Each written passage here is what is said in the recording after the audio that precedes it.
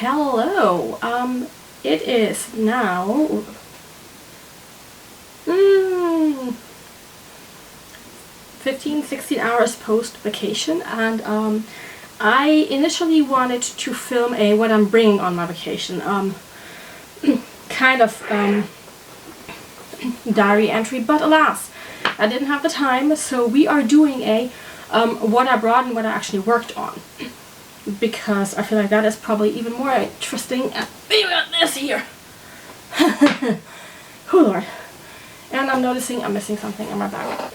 So, we went on vacation. We went on vacation for a, let's call it a full 9 days for sake of argument.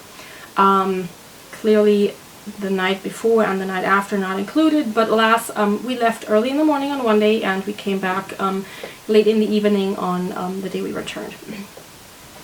And in theory, I was supposed to have, and I'll elaborate on that later, I was supposed to have about 7-ish hours of knitting time on the drive there and back. And so I was trying to also plan ahead and figure out a good ratio of projects to bring that were started already, because I didn't plan on starting anything, and that I would have a good chance of either making progress or finishing them. So that's where this big ass bag comes into play. Pardon me, that big old bag comes into play. I'm gonna start with the obvious one. I'm gonna start with the one thing I finished. And that is this scarf for my spouse. And this is the Doppler effect pattern by, maybe I'm not as prepared as I thought I was.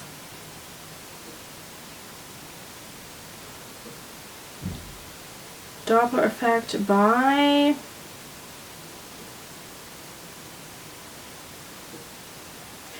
Elke Hassel. So the Doppler effect shawl is basically knit in 2 colors. In my case, fingering weight, and you basically start with a itty bitty, tip, and then you increase on one side, and then once you've reached a certain number of stitches, you just continue on. Now, in theory, you're supposed to start the straps up here as soon as you have reached the largest number of stitches that you're going to get. I did not do that because, well, I initially did that, let's put it that way. And then I knit through, and I was almost at the point where I was going to decrease again, and I looked at the scarf, and I looked at the yarn I had left over, and I was like, well, I'm going to have half a skein of yarn left of both of these colors, and it's going to be kind of short-ish. So I didn't feel like that was the most convenient thing to do, because I wanted to use up as much yarn as possible, because what's the point in having leftovers? So I ripped back. Yay me. And then at some point I actually did the math on how much yarn I need, give or take, like with a little bit of leeway, in case I needed more for one yarn or the other, how much I would need for 2 rows, so going there and back. Right side and left side row, and wrong side row. Sheesh. I still need the side in German. For a right and a wrong side row each, so that I would have an idea as to how much yarn I would need per 2 rows. And I started this scarf many moons ago, and I apparently either didn't write it down, or I can't find where I wrote it down anymore. So I then knit a whole bunch of the purple straight again, and then I started the, well, let's call it the fading section, you know, the Doppler effect section that you can see here. And I came to almost the end, and I looked at it and I was like, well, it looks to me like I'm gonna run out of yarn. So apparently I didn't memorize the number of yarn I needed to have left for the stripy part properly, or my gauge changed, but I don't think it changed all that much if I'm looking at it. So I don't know what exactly happened, but alas, I ripped back again, and then I started reworking this before, I think pretty much right before the before winter vacation. So I had gotten to this point right here, where the little narwhal is. So I was a little over halfway. Right around here is the halfway point of the shawl, scarf, and of the faded part. So I was about this far into the second half, and at that point I knew I was going to be good in terms of the yardage. And I do have a smidge left. I haven't weighed it yet, but I have a little bit left of each of the two colors, but it's not a lot. And I think I'm going to use this maybe for a little scrappy project eventually, but for now it's just sitting here just in case, basically. So on the drive up, when we first left, this is where I was at, and then I knit all this. Alright, so I did not knit all of this on the drive up, although I would think it might have been enough. But between navigating and dealing with children's demands and taking a break and finding out where we should ideally take a break, and then break number 2, I just didn't have as much uninterrupted knitting time as I would have liked. On top of that, for some reason, the green yarn was atrocious. And when I say atrocious, I mean there were a lot of places where one of the plies was torn, and it didn't look like it was a like it definitely didn't look like it was some kind of issue with certain critters we all mostly dislike, hate, maybe even in quite a few cases. So I don't know what happened with the yarn. It was very strange. I didn't notice it while winding, but then again I also wound the yarn many moons ago, like I said. So very strange, but alas, the scarf is done. So I love the way these two colors work together. Actually, I initially was like, oh, why those two colors? Because they were not picked by me, but I think it works. It's fun. So this was really fun. It has an applied I-cord. Well, it has an integrated I-cord. There we go. Which I think looks really nice. I've woven in most of the ends already. There are a few that are poking out again. But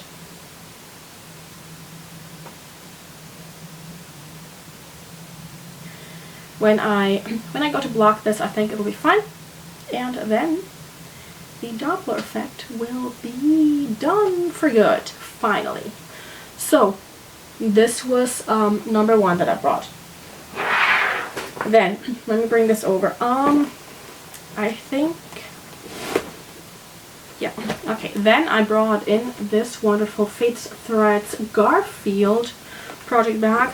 My Selina Shirt by Tanja Manz, which is the German designer I'm currently test knitting for. It's the glittery one that's super duper pretty, with the lace detailing down the sleeve and down the side. And there you can also see my narwhal already to indicate where I started. Now this didn't get as much love as I wanted it to, because number 1, the scarf, and number 2, like not a ton of knitting time where I could focus. So I really have to go and sit down and focus on this. But I am, let me count, 1, 2, 3, 4, 5 out of 14 for the body I've already done of the like lace repeats. So we'll get there. It's fine. I'm telling myself it's fine. The sleeves are not super duper long, and this is also because so here's the problem. Both my yarns are on cones, and on the drive, cones and me are just it's annoying. It is insanely annoying, and it is probably the one thing I dislike about the shirt, that both of my yarns are on cones. And then at our apartment, if I was knitting on the couch, I either had the yarn so far away from me that I could not easily just like, I was trying to like lift it up straight as much as possible, because that way the cones wouldn't topple over every 5 seconds. So I couldn't have them on the table, because then I would have to get up all the time. But next to me on the couch, they would topple for the simple reason that the couch was not a flat surface, especially with me sitting on it. So this was also constantly toppling, and it was just really, really, really, really, really annoying. This is something that I hope will, well, not hope, I know it'll get a ton of work on for the next couple of days while I'm still off work. So we've had this. Then, oh yeah, I brought my My Hero Academia project back with my Yume in it, but my Yume did not get any love while we were there. I did knit on it yesterday evening on the couch at home. If I find it. Ah, there we go. Okay, I knit about 10 rounds here since yesterday evening, but that was like, I didn't need to bring it basically. Now my Yume is knit in 100% lino mocha, which is a 100% it's in lino mocha, which is a 100% linen yarn from Lithuania. It's a yarn base exclusive to Wool Berlin, and it sheds. It sheds quite a bit, so I didn't want to knit on this in the car, because the car has darker seats, and you can see every little speck of this bright yellowy green yarn on the seats, and it annoys me, it bugs me, it also flies up my nose. Like, that's my downside on that yarn, to be honest, but otherwise I really enjoy it. So there's that. Then, to go with the theme of, I didn't touch this, are my Practically Perfect, Pretty Perfect Sock Madness round 2 socks. These here. Once again, I didn't touch those. In the evenings I didn't have the brain space, and this is Twisted Stitches with lace and cabling. And I love the socks, I want the socks, but it's nothing I can do while I'm in the car. Then we come to, yeah, then we come to my stole that I'm working on for my local yarn store, for a sort of test. Well, I mean, technically the test has ended, we're just all working on it still as far as we're not done. So backstory for this one is, it is a gorgeous, like lacy crochet pattern. I don't crochet that much, and it doesn't help that I have to look at the actual work in order to do it, whereas if I'm knitting stockinette or even like any kind of combination of knit and purl stitches, I don't have to look. I just know what I'm doing and I don't need to look. I can focus on everything else. This, however, crochet, I have to look down, I have to look at the project, and I have to focus, because it is not as easy for me. The idea behind this was that you do 160 meters, which is a roughly 5 feet 3 inch length, give or take. And it's supposed to be Wait. 2 foot width. No, that's wrong.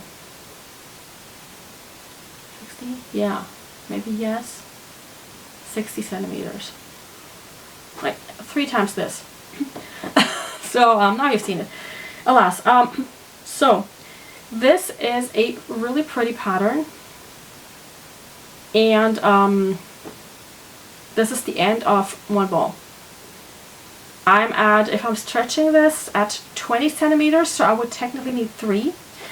And the information we all received was that 2 balls should be plenty to make the thing. Now, when I cast on with the initial recommended hook, I had about 2 meters of length, so 7 foot length, give or take. 6 foot is 180. Yeah, about 7. About 7 feet length of a stole, of a little shawl, and that was too long. Even for me, it was up here when I'm standing. So I worked back. I used a much smaller hook size. I used a 2.25 millimeter hook, so it's B hook, and that gave me roughly the 5 foot 3 that we were asked for, and but now I don't have the height, so no clue. I hope that tomorrow I have time to go to my local yarn store to check in and ask, like, hey, like, strange. Totally love this pattern though, now that I've memorized most of it. And the colors are really fun. So here you can see where my first ball left me. And I started knitting this on my vacation here. So all of this from here to here was done on my vacation. So that was really fun. I do have a second ball of the yarn. It is a Cesia. Wait, I need to peek. Cesia Iride in the color number 4629, which is just this gorgeous rainbow. And I'll definitely use the second ball to work on this, and then we'll see after tomorrow, after talking with my local yarn store about this, what I might be doing. And then I brought this project bag. This is I bought this at Yarnia in Montclair. This is by Eric Heyman, it says. And I just love this project bag. This is like, there's no end to the room in this bag. I brought 2 projects in this one. I brought something you just saw. I bought number 1, my Brooklyn Raglan Lite, right here. And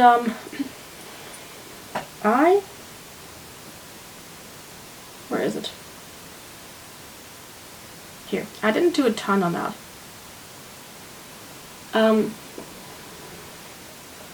I did this much only. So from here to here, this is 5 rounds of knitting.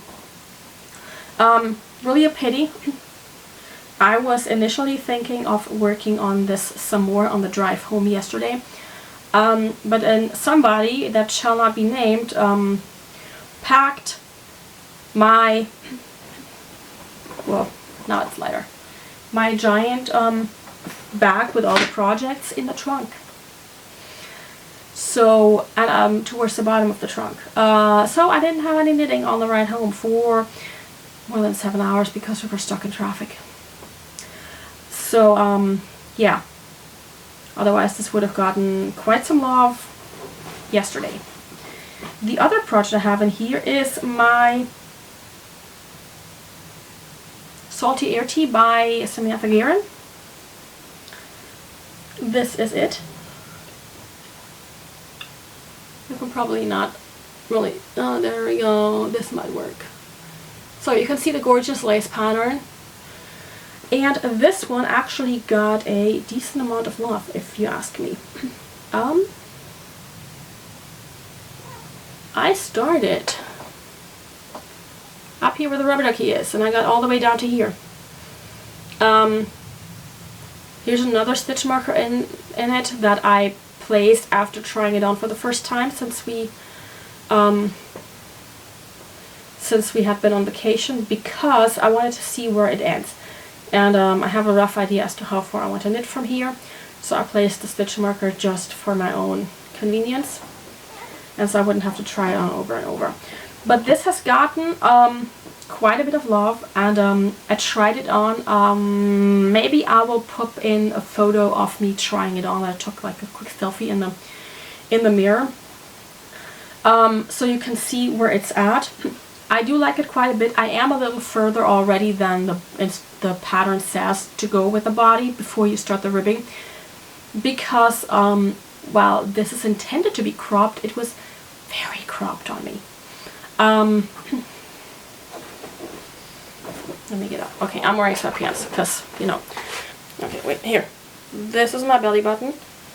These are my boobs, my under boob, and it was about here. It says to add another inch of ribbing, which would have gotten me maybe to my belly button. That is not the kind of cropped I feel comfortable with. This is my waist. Like, you know, here's my waist, belly button, waist, and I would like it to cover at least part of my, well, if I was wearing jeans, part of my waistband. So yeah, I am knitting further down for sure, because, oh damn it, there we go. Because I don't feel like I want to go belly button out with this. I know it's going to grow a little bit while blocking, most likely 100%, but I needed to also make sure it's going to go low enough, basically. So I'm at the point right now where either I'm going to knit another inch and then do an inch of ribbing, or I'm going to do the ribbing right away. I need to figure out what I plan on doing, and I'm also going to measure this again against my one sweater that I have that fits insanely well. It is a store-bought sweater, but the way it fits is just like, it's just the right length and fit around the waist and hip area that I actually like. So that's what I brought. Now, there's one yarn store on the island we were on, and I said, you know what, every trip if there's one skein of yarn to be brought home for a little self-indulgent vacation memory knitting project. So we went there, and actually I may have gone there, may have entered the premises 3 times. First was with my entire family. Love them dearly. My 2 little ones picked out, oh, this is all the way, the yarn store. So my little ones both picked out this guy here. This is the same yarn. This is Atelier Citron Trekking XXL, which is their more commercial self-striping, for the most part, sock yarn, and it is color number 832, the rainbow one. They both love it. My oldest didn't want any yarn. He was like, whatever, I'm fine, I don't need more. He has all the hand-knit socks my grandma knit that he's still wearing. Middle wants a scarf or shawl, or like a cowl out of this one. And the little one picked the same color, and she initially was talking about getting another hat out of the yarn, but when the owner of the yarn store asked her she changed her mind to socks, and as of yesterday evening, it's still socks. So she's gonna get a pair of socks. That means I'll have a ton of leftover. I was hoping to not have that much leftover, but now we're gonna have a ton of leftover, so we'll see how that's gonna go. And then my spouse picked yarn.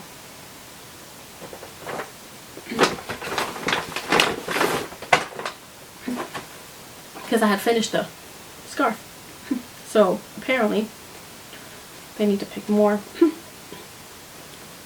More yarn was needed for another project so that I could spend my knitting time on my spouse. So we got we got some sock yarn. This is Kraemer Soul Wool in the Edelweiss line. This is self-striping sock yarn. This is the colorway Basalt. And it looks like this is actually sold out in a lot of places. There goes my needle. So this is just a gray self-striping yarn. So you see that there's no wrap around the ball anymore. More on that in a second. But as we were sitting there, the other yarn that sparked my spouse's interest was also Atelier Citron Trekking Sport in a bright red. Also for a pair of socks, by the way. So we've got this as well. And I had picked out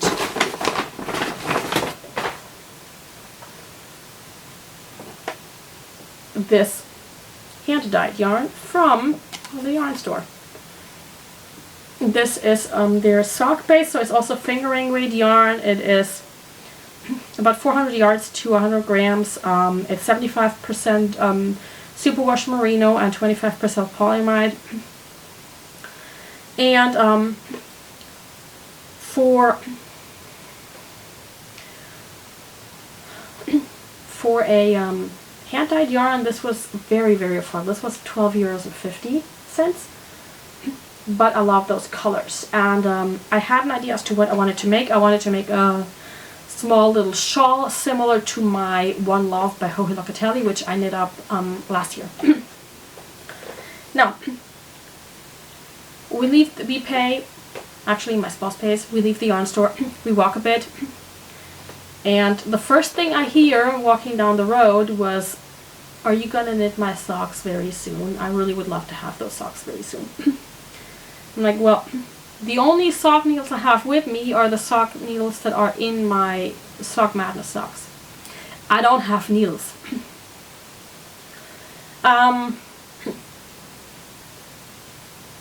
Okay, well, so I'm like going back and forth, and then I'm like, how about I check if they have any sock needles, because then I can cast them on a new pair of needles. And I'm thinking like Magic Loop, I'm thinking DPNs, I don't care, perfectly flexible there. I walk in, and what I had seen before, but I didn't take into account that it might have that much of a drastic effect, was that they are participating in a sock world record project, where that had started just a week before we went there, and apparently a lot of people bought sock needles. So they didn't have a ton left. They didn't have anything apparently in 2.25 millimeters left, which is a US 1. So I was like, well, what about 2.5 mil or 2 mil, which is a US 0 or a US 1.5, respectively. And she was like, well, yeah, I have something in 2.0 mil, which is a US 0. And she pulls out this. These are the Adi Crazy Trio short. They go by Flexi Flips, I believe, in the US. And they are, let me pick up the one that dropped. They are these kinds of needles. So you have a needle on each end, and you have a teeny tiny cord, and then you use them in essence similar to a DPN set.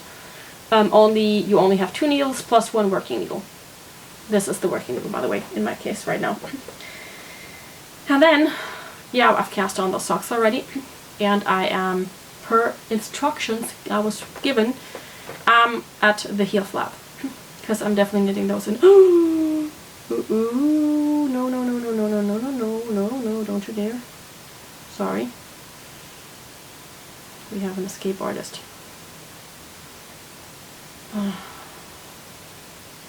So annoying.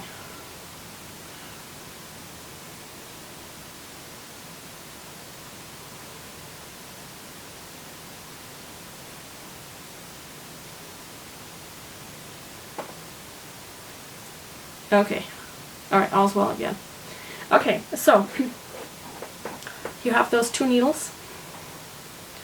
One coming around here to here.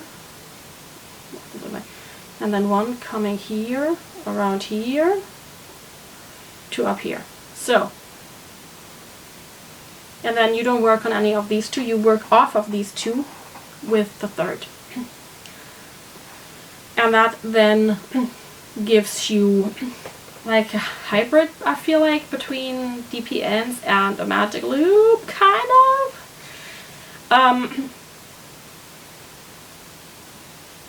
I will say I'm not necessarily a fan of these. I feel like it's more fiddly, especially at the beginning, than anything else. And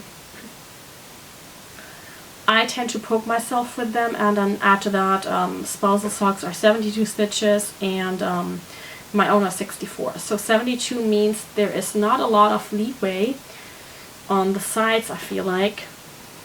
Here, set this down. Here's like, what, an inch, and here's 2.5 inches. So it's tricky to maneuver those stitches and to make sure nothing falls off like I just had. So yeah, I'm clearly a make do. This is, by the way, the yarn knit up, the gray, the basalt colorway. I did 72 stitches cast on, 20 rounds for the 2x2 rib cuff, and then 45 rounds, pardon me, for the leg. And then I'm starting heel flap. I'm doing a slip stitch heel flap because I think that's going to give me a little bit of added height for the sock. The socks are intended to be worn with boots, and are supposed to go a little higher than the boot. So having a little bit of leeway for the heel flap versus the normal short row heel, I think gives me a bit of an added room to play with. So I cast these on there, and clearly I've knit all this already. Two, maybe 1 round into the heel flap. Now, so about the needles, we leave again, and we go have ice cream, because the kids wanted ice cream. Gelato, not ice cream, per my instructions from this boss situation, because apparently ice cream is more watery and gelato is more milk based. Alas, ice. So we're sitting there waiting for the ice, for our order to be brought over, and he's like, what are you going to do with the 1 skein? Like, 1 skein is not a whole lot, is it? What can you even knit with it? Thanks for paying attention when I'm knitting.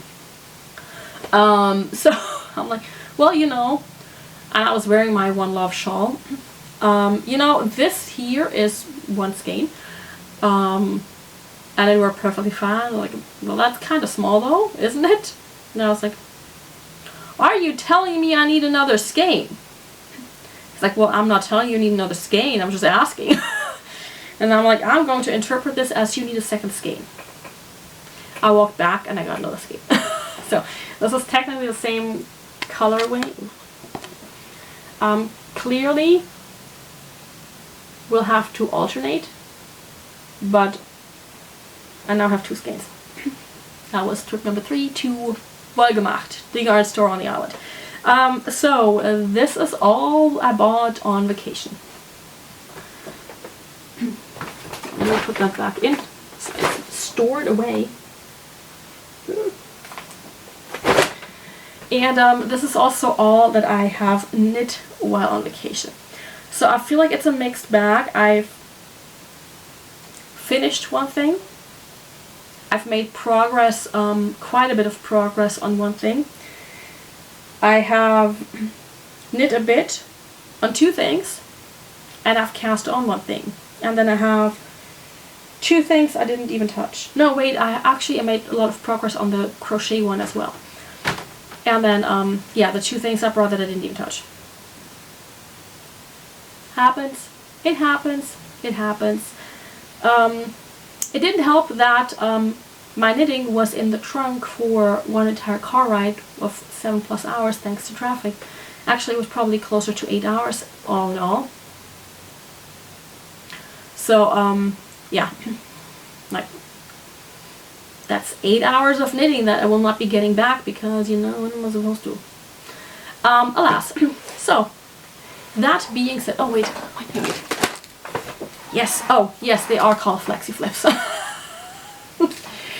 I have bought these before. Yeah,